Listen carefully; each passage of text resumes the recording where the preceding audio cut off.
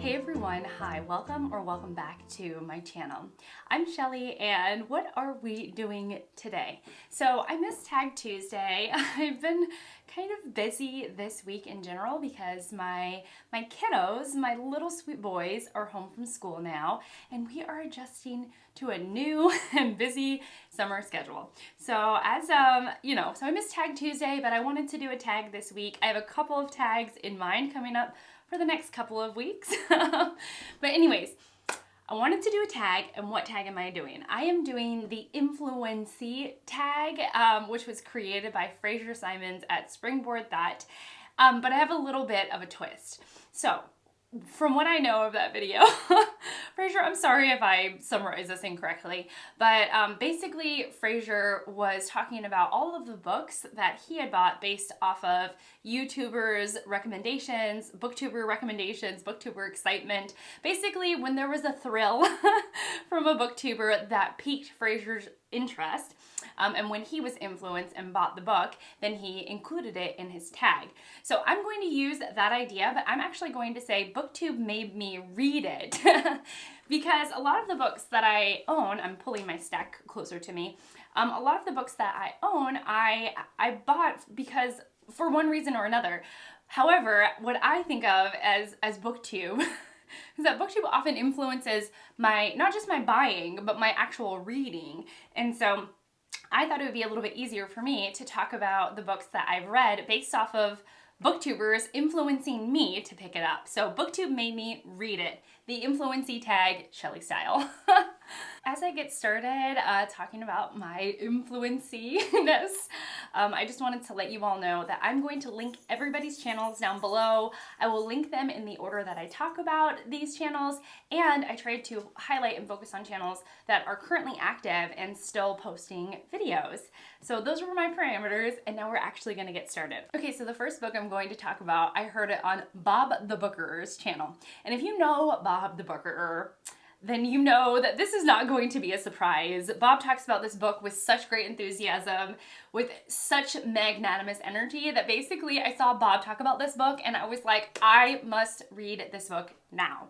The book I'm talking about is Mrs. Dalloway by Virginia Woolf. What is Mrs. Dalloway about? Mrs. Dalloway is basically a day in London. So this book takes place over the course of a single day, and it follows a couple of key characters, one of which is Mrs. Dalloway, and it really explores the internal lives of those key characters. And it does it almost like in real time, because we're only getting Mrs. Dalloway over the course of a single day. It's like as time moves, we're just moving in and out of the internal lives of all of these characters through the course of a day, and you get to see everybody's kind of innards and their anxieties and their worries, and a lot happens over this single day. But anyways, so Bob talked about this book and said that and I should mention that this is a stream of consciousness writing, and that's what Virginia Woolf is probably most known for. She's a modern writer, using new techniques. In her time, they were new, and she did it with such grace and brilliance. Oh gracious, I can go on about this book. So now hopefully you will be influenced by me and pick this book up, and then when you do the Influencee tag, you can say Shelly Swearingen made me read Mrs. Dalloway. But anyways, if you haven't read this is a brilliant book. It's small. If you are not familiar with stream of consciousness writing, and you would like to be introduced to it, this is a fantastic place to start. Also because other contemporaries of Virginia Woolf doing similar techniques have bricks of books. So stream of consciousness writing from Marcel Proust is thousands of pages, whereas Mrs. Dalloway is short, concise, and really to the point, beautiful. Okay, I'm gonna stop. So thank you, Bob. Thank you. The next book was a collaborative effort between Sandy from Miss Reads a Lot and Kelly from Books I'm Not Reading. I heard about this book from Kelly's channel. She talked about it with such enthusiasm. She talked about the book as, she loved the book. And then I saw Sandy read it on her channel, and Sandy sent me this book. So this was Sandy's book, and now it's mine. And y'all, I would love to pass it on, to pay it forward, but I love the book so much that I can't, okay? And that is James Baldwin's Giovanni's Room. I very intentionally read Giovanni's Room as my first book this year in 2022, and it was wonderful. It is all about, it is a gay love story, a queer love story, in which one of the members is very, one of the men is very uncomfortable with his sexual identity, and he's not accepting himself, and it's basically his struggle against the message that his father sent him, and how that bumps up against his feelings for another person. And it is a lovely, lovely story. It is beautiful, wonderful, and thank you, ladies, for making this book happen for me in my life, because it has been a wonder, a treat, beautiful. And this was like my introduction to James Baldwin, who has got just such a lovely prose style. Anyways, I'm gonna stop rambling on and on, but Giovanni's Room, can't highly recommend it enough. Beautiful, love it. Oh, just so good. Okay, the next book I picked up, and actually I received from Gina of Gina Stand Your Books. Gina was sending me some of the books that she was getting rid of because they were duplicates or you know, whatnot. So she sent me a package of books, and this book was in it. And oh my goodness, this book was like, I mean, it blew my little mind. It was a galaxy brain moment. It was like, wow. What is writing before I read this? Okay, so what I'm talking about is Virginia Woolf's essay, A Room of One's Own. Brilliant, amazing, basically a foundational piece to feminist literature, feminist ideas, feminist writing. And I was like, yeah, Virginia Woolf, I don't know how I feel about her. I'm sure her writing is fine. I would slap the past Shelley for saying something like that, for thinking that about Virginia Woolf. She is not basic. She is a queen. She is a queen. Amazing, wonderful. And I love this so much. I really need to reread it. And I just read it like in February. And I'm like already like, I really need to reread this because it was so incredible. So thank you, Gina, for sending this to me. Okay, the next book I actually picked up because of Jane Austen July. This is another Kelly from Books I'm Not Reading recommendation, and since Jane Austen July is coming up again, I thought this would be a great time to recommend the book. It is a nonfiction book, and it is a biography of Jane Austen. So it is Claire Tomalin's biography, Jane Austen, A Life. And this was wonderful. Before I read this and before I entered Jane Austen July, I had a lot of mixed feelings about Austen and her writing, and I always felt like she was a bit too witty for me, that maybe I wasn't getting her writing. I had a lot of like internal sort of self-doubty feelings when I entered Jane Austen's world. And to help combat those feelings, to help kind of challenge those feelings, I read a bunch of Jane Austen last year for Jane Austen July, and Jane Austen A Life by Claire Tomalin was one of those books. And this is a fantastic biography. There is a lot of information about Jane Austen that is still unknown because a lot of her diaries were destroyed after her death. Letters, diaries, personal notes, and things like that were destroyed after her death. And so a lot of researchers have trouble sort of sketching out who Jane Austen is and what her personality was like. So they're using their research of what they can to create a nice and lovely picture about Jane Austen, or a picture that we can conceive of, right? And I thought that Claire Tomalin did a wonderful job. She does things like focus on Jane Austen's siblings, she focuses on her parents, and she also focuses on Jane Austen herself and what we can derive from the information that we have about Austen. So I love this book. I thought it was fantastic, and thank you, Kelly, for recommending it. And if you all are looking for a recommendation for Jane Austen July, you're looking to, dive into Austen's work, connect with her a little bit differently, I would very much recommend Tomalin's biography on Austen. All right, my next book I had owned and I just hadn't gotten around to it. And then I saw Kim at middle of the book march talk about this book. And she talked about it being touching and amazing and questioning standards of beauty and having a sorrow to it that was just lovely and heartbreaking and moving. And so Kim was talking about this book, and I was like, I want to read that. I want to know what this is about. and so I picked it up and I really enjoyed it. So it is Toni Morrison's The Bluest Eye, which tells the story of Piccola mostly, who is pregnant and a young gal, and the circumstances around her pregnancy is sad, harrowing, heartbreaking, unfair, and it's really about her and her life in some ways, but it also is about her and the way that she sees what is beautiful and her standards of beauty and questioning those standards of beauty.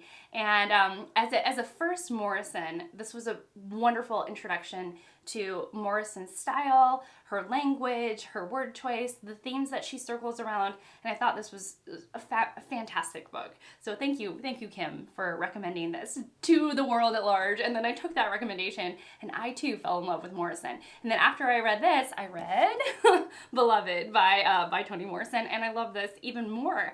But The Bluest Eye was an absolutely wonderful place to start with Toni Morrison. Okay, we've come to Jack the Rambling Raconteur. So Jack inspires me in a lot of ways, like a lot of ways.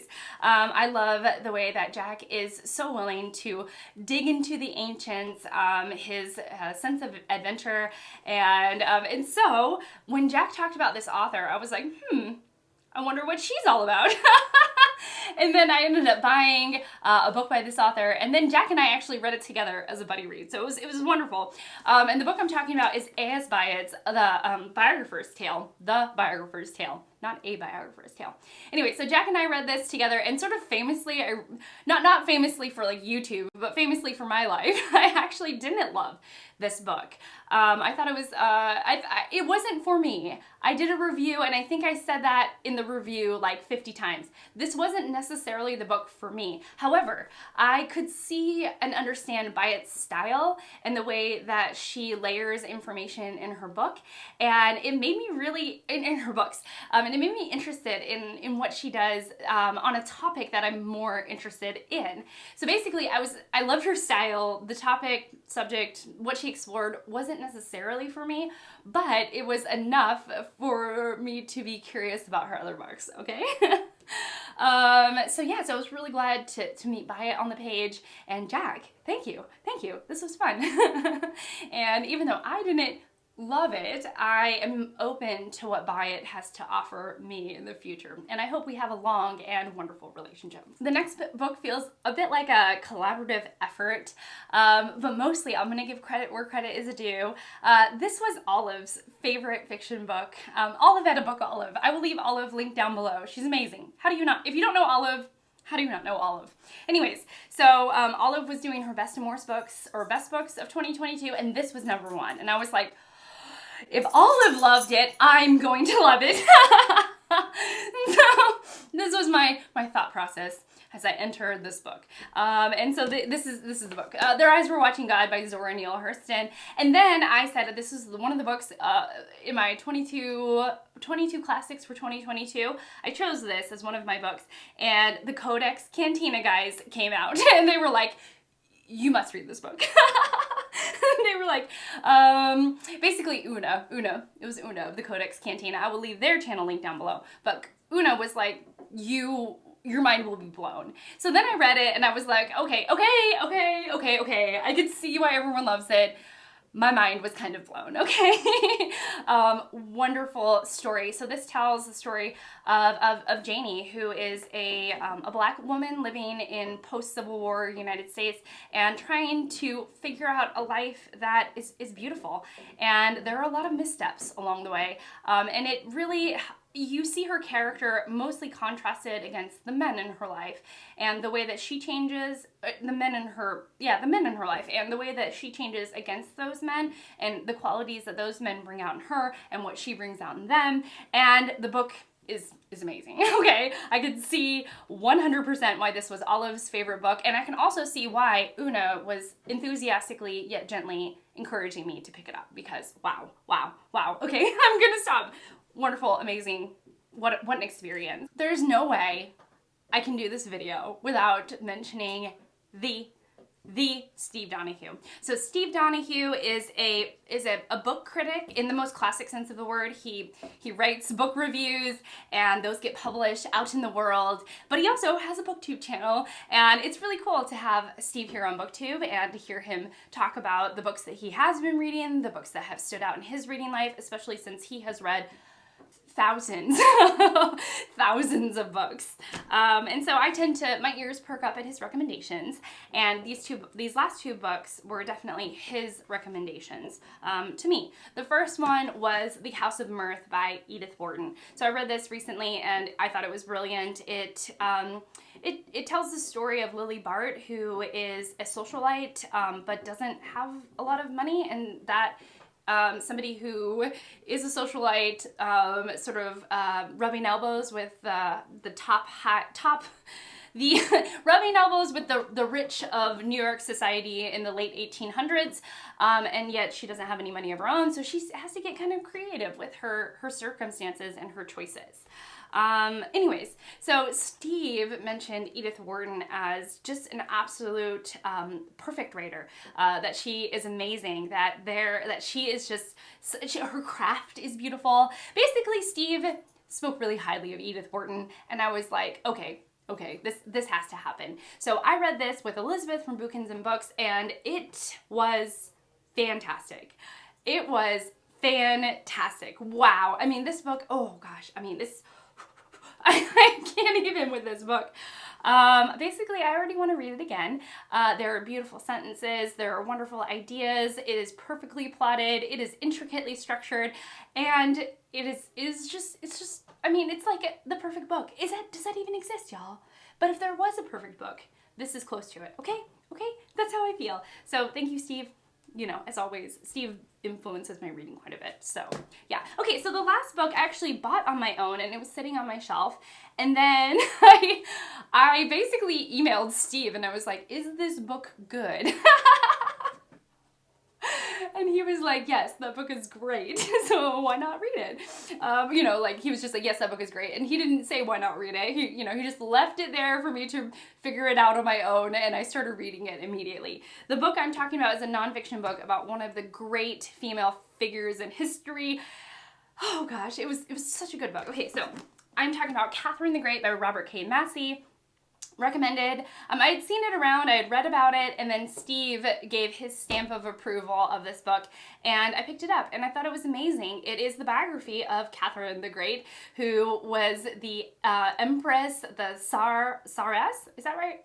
Oh gosh, you would think I didn't read it. She was the Empress of Russia, and it talks about, you know, her life and her relationships and her failures and her successes. Most of them were successes, y'all. And it was just great. It was great. I also, a little gentle nudges of encouragement where Olive at a Book Olive spoke about this, and Jennifer Brooks also spoke about Massie's writing and the wonders of his biography writing, especially on the Russians. And this did not disappoint. Actually, I think that Catherine the Great was such a great introductory text to Russian culture and Russian lit that when I entered Leo Tolstoy's War and Peace a few months later, I really felt very oriented with the country and the culture and some of their history because of this book. Also, just Massie is fantastic. He's a great biographer. He knows what he's doing. He's got a personality. He's got a point of view. And spending time with someone who knows what they're doing and is good at it is not a bad way to spend your time. Let me tell you that for sure. And then on top of that, Catherine herself is a phenomenal figure to know about. So on a whole bunch of different levels, I really love this book, and I cannot just be, I'm just so grateful and thankful that like I was influenced to read it, if that makes any sense. So that's it for me. I would love to see you all talk about the books that you read because of Booktube. So I think what I'm going to do is I'm actually going to leave this quite open. So if you are feeling inspired to talk about the books that you read because of Booktube, and you want to do like a very, relaxed yet fun kind of shout out video about how you've been influenced by this space, I would really, really encourage you to do it. It's been a lot of fun. I love highlighting channels in our community, especially, you know, they're great. All of the people that I talked about are amazing. And it's just been a wonderful time. So anyway, so if you feel so inspired, please do the tag. But otherwise, yeah, thank you so much for being here. Thank you so much for watching and spending your time with me. I really appreciate it. And I will see you all in my next one. Bye, guys.